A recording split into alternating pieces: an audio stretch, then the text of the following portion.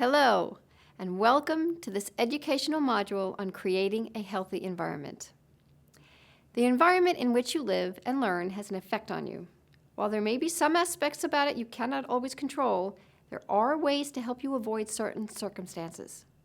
Today, we're going to discuss ways to identify and deal with peer pressure and bullying, as well as conflict resolution and how to communicate effectively in order to create a healthy environment for you. Peer pressure is ever present in our world, and peer pressure can come in many forms, both positive and negative.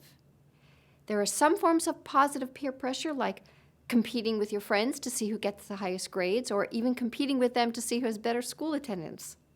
And there are also some forms of negative peer pressure, like a friend or acquaintance asking you to do something you know is not right.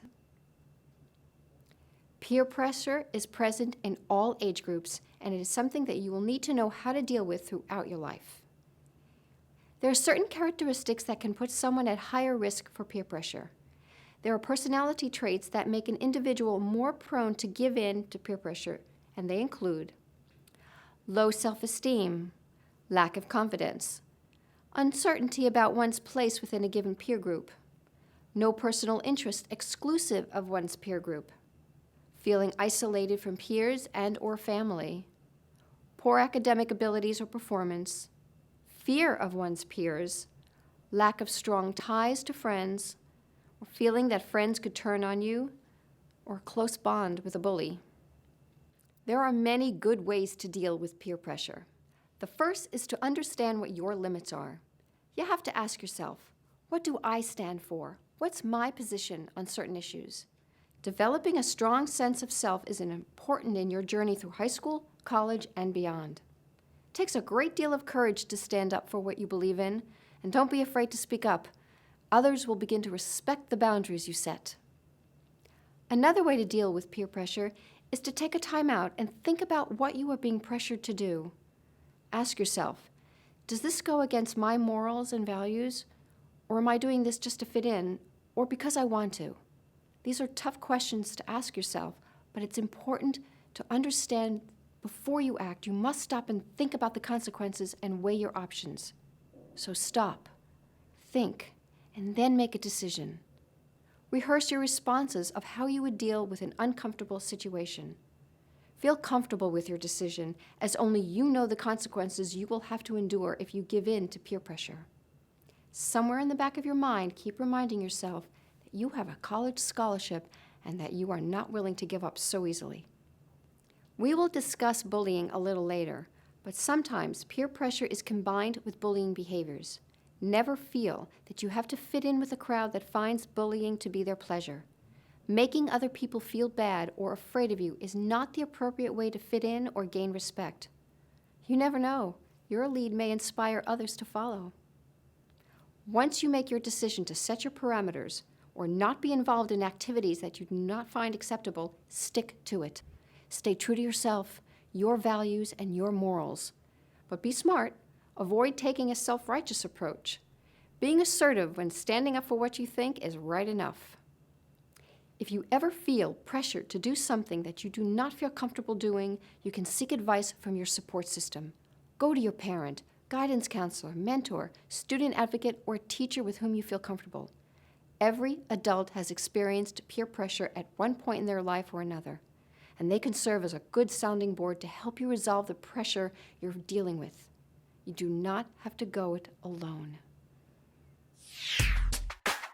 Bullying. Bullying is another situation you may have to deal with on your journey through life.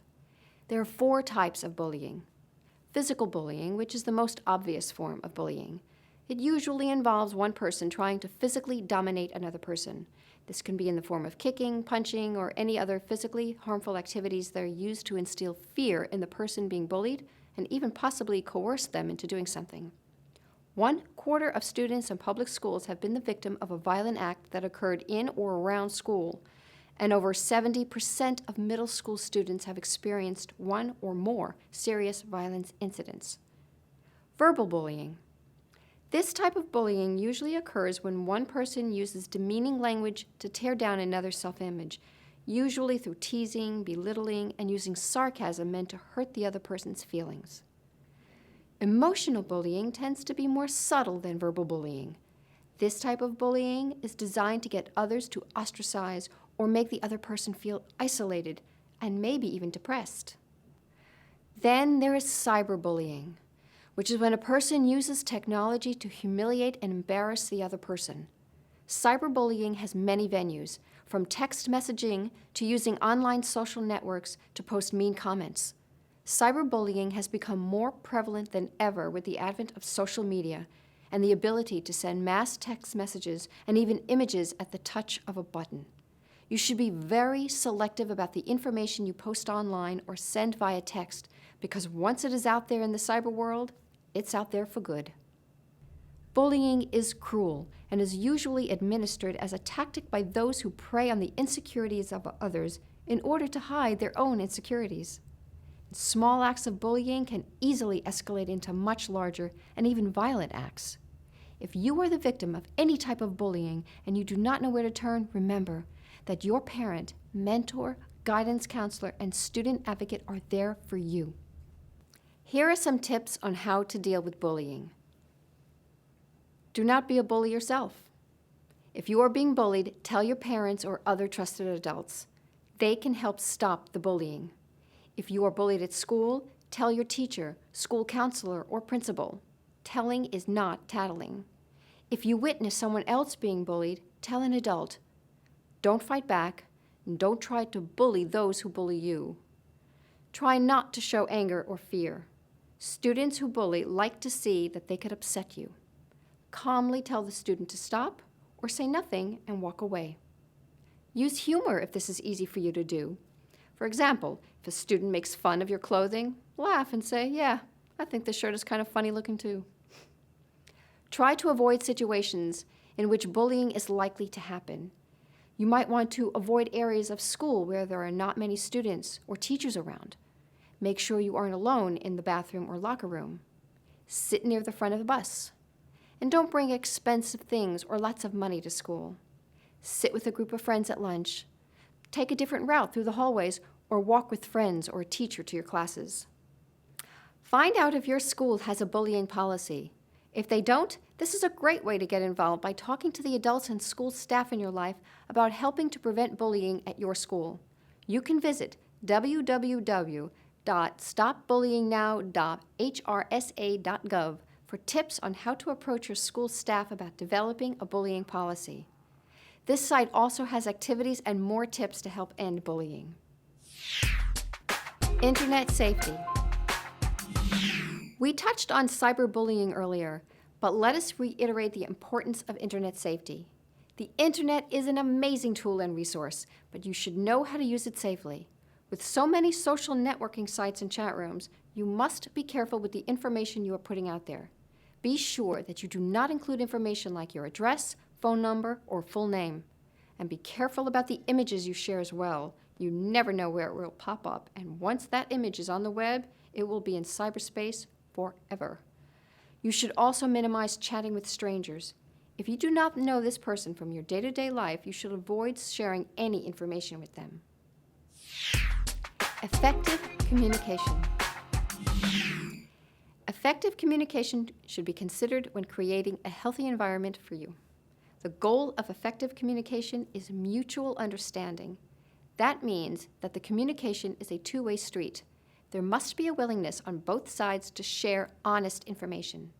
Effective communication is a dialogue, not a monologue. That means that information should be shared by both parties. When communicating with another person, it is important to be empathetic. Put yourself in their shoes and listen to what they have to say without interrupting.